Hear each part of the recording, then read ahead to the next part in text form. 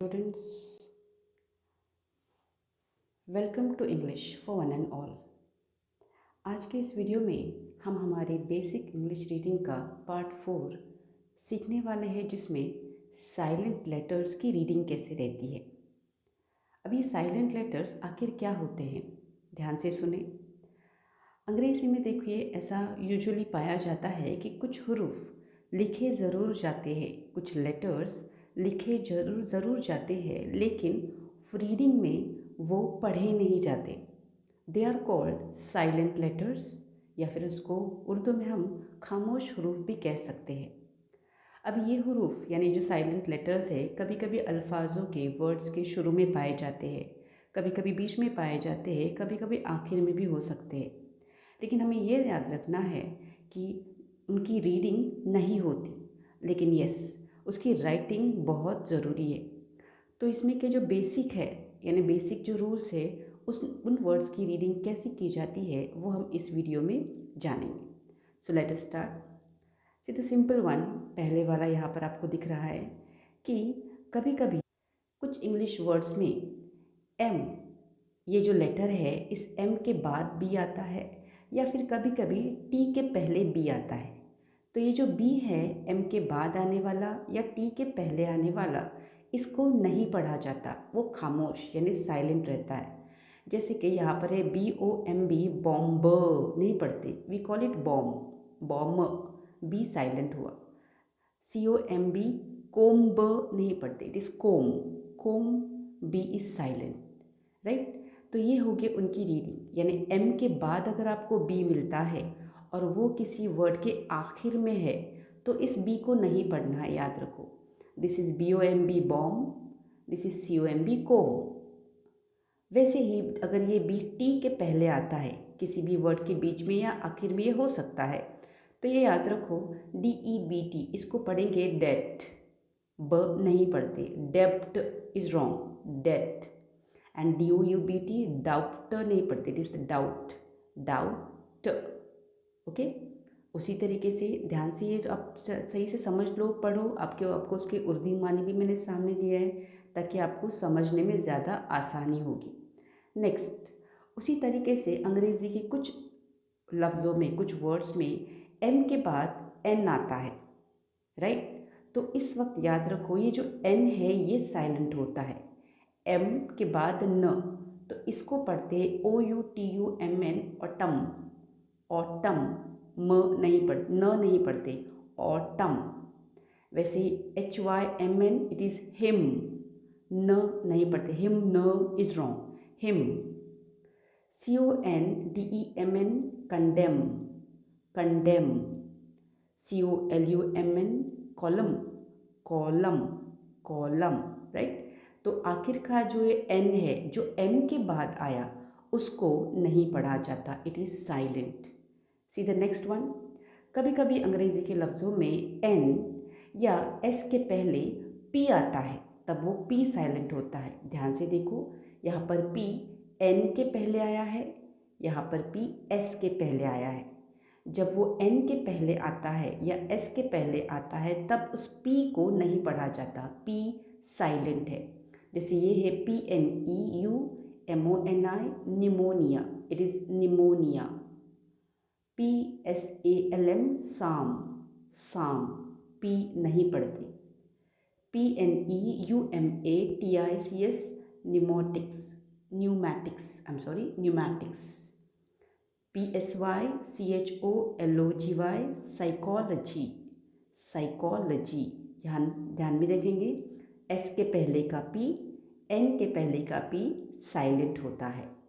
Next, कभी कभी कुछ लफ्ज़ों में, जैसे यहाँ पर देखो, डी है, के है, एफ है या एम है, इसके पहले अगर एल आता है, तो इस एल को नहीं पढ़ा जाता। जैसे कि देखो, CALM, इसको काल्म नहीं पढ़ते, इट इज़ काम, CAM डायरेक्ट, काम। PSALM, साम। HLF, half. KLF, calf. WALK, walk. TALK, talk. COULD, could. SHOULD, should. ध्यान से देखेंगे, एक भी लफ्ज़ में मैंने एल की रीडिंग नहीं की। वो ऐसा लगता ज़रूरी कि आपने कहा है, बट वी डोंट रीड, हम इसको पढ़ते नहीं हैं। कभी होता है ऐसे जब किसी भी इंग्लिश में डी, के, एफ या एम इन लेटर्स के बाद अगर एल आया तो इस एल को नहीं पढ़ना है, it is silent. See the next one. कभी कभी अंग्रेज़ी लफ्ज़ों में एन से पहले के भी आ सकता है, तो इस के को साइलेंट रखना है। जैसे कि KNOW, it is no, KNOT knot, KNIFE knife and KNOCK knock. ध्यान से देखो, किसी भी जगह पर हमने के को नहीं पढ़ा है, ये के साइलेंट रहता है, डायरेक्ट एन की रीडिंग होती है। नेक्स्ट देखेंगे, कभी कभी अंग्रेज़ी लफ्ज़ों में एन से पहले जी भी आता है, तब ये जी साइलेंट होता है। जैसे कि देखो यहाँ पर है GNAT NAT, GNAT NAT, RESIGN resign, resign, DESIGN design, design, REIGN rain, REIGN rain. हर जगह पर जी को हमने साइलेंट रखा है क्योंकि वो एन के पहले आया है। रूल देखो, एन के पहले जी आया तो उसको साइलेंट रखा जाता है, जी को नहीं पढ़ा जाता। उसी तरीके से और देखो, कभी कभी कुछ लफ्ज़ों में सी से पहले एस आता है, तब उस सी को साइलेंट पढ़ना है। जैसे कि SCENT, यस सेंट, SCIENCE ये आपका सब्जेक्ट है science, SCENE scene, SCISSORS scissors. Clear? सब जगह पे हमने सी को नहीं पढ़ा क्योंकि ये सी एस के पहले, एस के बाद आया है, एस के बाद अगर ये सी आता है तब हमको उसको नहीं पढ़ना है, सिर्फ एस को पढ़ना है। सी को सिर्फ लिखा जाता है, पढ़ा नहीं जाता। देन और देखो क्या है, कभी कभी एच के बाद यू, ओ या OU आता है, तब इस एच को साइलेंट रखा जाता है। जैसे कि HOUR, this is not hour, hour is wrong pronunciation, इसको आर पढ़ा जाता है, HOUR our, HONOUR honour, honour, HONEST honest, honest, THUS thus, thus, right. वैसे ही आगे देखो, कभी कभी कुछ लफ्ज़ों में यू के बाद ई या ए आता है, तब उस यू को साइलेंट रखते हैं। जैसे कि यहाँ पर है GUARD, यू को साइलेंट रखना और पढ़ना है गार्ड, GUERDON, यू साइलेंट करो, हो गया गर्डन, GUEST हो गया गेस्ट, GUESS हो गया गेस। क्लियर? ई या ए ये जब यू के बाद आते हैं तब याद रखो उस यू को हमको नहीं पढ़ना है, उसको साइलेंट रखना है। उसी तरीके से देखो आगे, कभी कभी कुछ लफ्ज़ों में डब्ल्यू ये जो है और उस डब्ल्यू के बाद अगर आर आता है तब वो डब्ल्यू साइलेंट होता है। जैसे देखो WRIT वी से write, WRIT write, WRONG wrong, WRAP wrap, WREATH wreath, right. तो यहाँ पर रेथ, यानी यहाँ पर ध्यान दो कि यहाँ पर W साइलेंट होता है क्योंकि उसके बाद R लगता है। उसी तरीके से और है कि जब इंग्लिश में कुछ जो लफ्ज़ है उसके आखिर में, वर्ड के आखिर में GHT या GH आता है, तब उस GH इन दोनों हुर्फों को साथ में साइलेंट किया जाता है। जैसे कि SIGH साई, सिर्फ SI पढ़ते हैं, साई, GH नहीं, HIGH high, RIGHT RIT direct पढ़ेंगे राइट, KNIGHT के तो साइलेंट हो गया पहले से क्योंकि वो N के पहले आया है। फिर ये GHT भी साइलेंट होता है, यानी यहाँ पर होता है सिर्फ night. Getting it? Sai, high, right, night.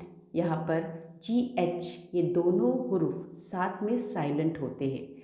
Okay, next, कभी कभी कुछ अंग्रेज़ी लफ्ज़ों में ऐसा भी पाया जाता है कि जी के पहले डी का लफ्ज़ होता है, जैसे कि BUDGET, तो यहाँ पर जी के पहले डी लगा, तो इस डी को हमको साइलेंट करना है। जैसे यहाँ पर पढ़ेंगे बजट, डी नहीं पढ़ते। ADGE edge, GRUDGH grudge, BRIDGE bridge. यहाँ पर सब जगह पर डी साइलेंट हुआ क्योंकि ये जी के पहले आया है। Okay, and see one more कि कभी कभी कुछ लफ्ज़ों में ऐसा भी होता है कि आखिर में TEN आता है, राइट। तो इस वक्त ध्यान देना है कि उस TEN में जो टी है उसको हमको साइलेंट करना है। जैसे कि यहाँ पर है FASTEN, we don't read this fasten, it is wrong English. यहाँ पे पढ़ते हैं fasten, fasten. LISTEN, listen, listen. OFTEN, often, often. HASTEN, hasten, hasten. Okay, जब आखिर में TEN आता है तब हम उसको टेन नहीं पढ़ते बल्कि टी को साइलेंट रख के सिर्फ एन पढ़ते, लिसन, हैसन। ओके, और लास्ट में देखो कभी कभी कुछ लफ्ज़ों में ऐसा भी होता है कि आखिर में ई आता है और उस ई को हमको साइलेंट करना पड़ता है। वर्ड के आखिर में ई आता है तो हम उस ई को पढ़ते ही नहीं। जैसे यहाँ पर है TIME time, NAME name, JOKE joke, RULE rule. याद रखो इस ई को हम पढ़ते नहीं हैं। फिर अभी एक लास्ट का आपका शक भी क्लियर करती हूँ कि आप कहेंगे फिर अगर ये पढ़ा नहीं जाता तो लिखा क्यों जाता है। वेरी गुड, तो यहाँ पर ध्यान दो, जब हम इसको लिखते हैं जैसे ई यहाँ पर लिखा है तो हम इसको पढ़ते हैं टाइम। अगर हमने ई लिखा ही नहीं तो देखो यहाँ पर क्या बनेगा, TIM टिम बनेगा, यानी अल्फाज बदलता है। वैसे ही देखो NAME ई लिखा ही नहीं, क्या बनेगा, NAM नैम बनेगा। JOKE लिखा ही नहीं, बनेगा जॉक। एंड यहाँ पर भी RULE को रूल नहीं पढ़ा जा सकता, यहाँ पे रल पढ़ा जा सकता है।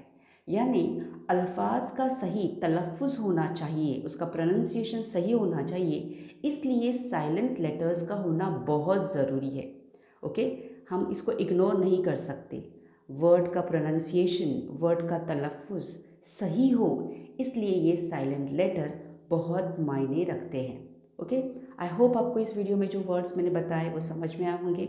इंशाल्लाह इसके आगे ऐसे ही और डिटेल्स में पढ़ेंगे इंग्लिश के बारे में। बाय द टाइम, अल्लाह हाफिज़, थैंक यू वेरी मच।